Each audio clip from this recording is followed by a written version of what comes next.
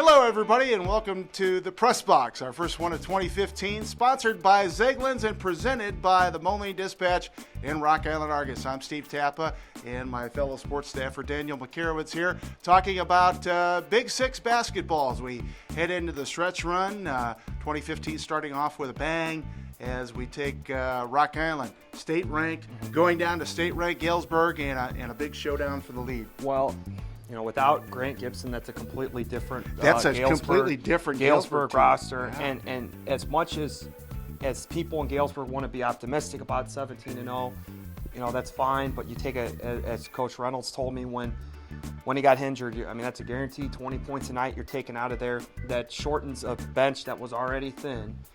And it's another guard that kind of plays in the hands of Rock Island, because now, you know, a guard-oriented team, good guards that can score, will go down there. And the thing that Rock Island has, I think, on every other team in the Big Six is kind of that intimidation factor. You know, they've won so many games in a row that I believe it's 18 now, and they've owned the league so much recently that Rock Island just isn't fazed by any environment. They aren't fazed by any opponent, and without Gibson, it's a different lineup, and Galesburg can be as optimistic as they want, but that's a big piece that's missing. And to me, this is really a huge litmus test for Galesburg, because, yeah, they're undefeated, but, I mean, I still sometimes question that schedule. How good is that schedule? Has it prepared them? Have they gotten enough tests? I mean, we'll find out tonight if that schedule's prepared them. The other thing about Rock Island, of course, 16 days in a row. They've been off since State Farm Classic. The championship game leaves a bitter taste in their mouth, I'm sure, coming up 1 point short to state-ranked normal. And I know Coach Sigel tried to get a game last weekend. He did for a long time, tried to get a public league just to get on the court.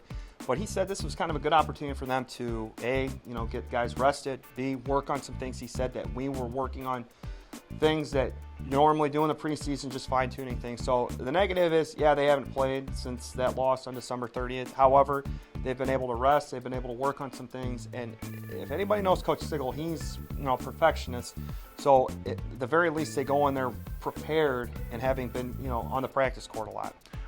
Now, of course, we skip ahead to a game between chasers in the Big Six.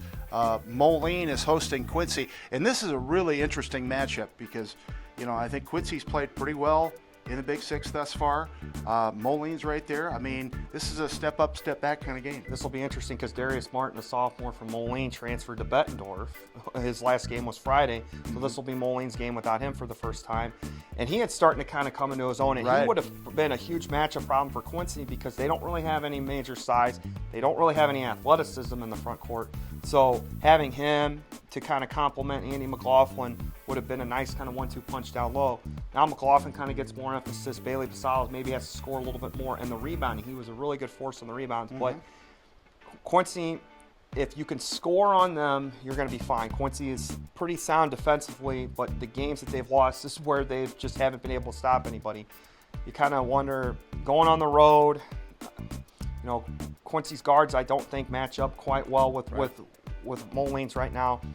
All signs indicate Moline should be favored in that one because Moline's, I think, better guard play, and Quincy just, how are they going to stop Basala? How are they going to stop McLaughlin? Yeah, those two guys, they just don't have a very talented front court right now. Right, yeah, matchup problems, the trouble on that one. Of course, the third game on the Big Six slate, there's matchup problems there too. Allman's got to find a way to stop a reconstituted UT team that frankly is playing like everybody thought they would at the start of the year. And of course, they've got back two big pieces with you know, Jerry Miles coming back, and then of course Javen Goodwin. And I think the one player that benefits from having Jerry Miles in the lineup is Mesky. Mesky, because now he doesn't have to handle the ball as much. He doesn't have to be perfect. That's what I said to Coach Belite. And he can just kind of live on the perimeter. Once he kind of gets his consistent rhythm and a shot, he can knock down a lot of perimeter shots. So he's the one player that benefits a lot. And I also think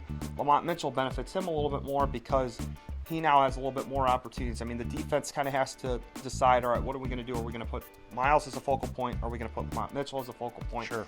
Mesky becomes the third option, but he's very capable of being the number one scorer for that team as he did against Pekin. So it's a team that's UT's one that a lot of people felt, all right, when they get everybody back, we'll see what happens. And they're playing with some confidence. And we'll see, right now, okay, can they get that first Big Six? Yeah, are they going to be a spoiler in the race? That's the big and because, question. they're out. I mean, let's be honest here. You're not, when you're 3 games out with 7 to play, you're pretty much out of it.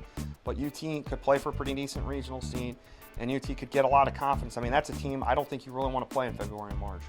Last thing we wanted to note, of course, Geneseo At Ottawa. goes at Ottawa for Northern Illinois Big 12 West play. And I don't know, how do you see that game? Well, Ottawa doesn't have a lot of depth.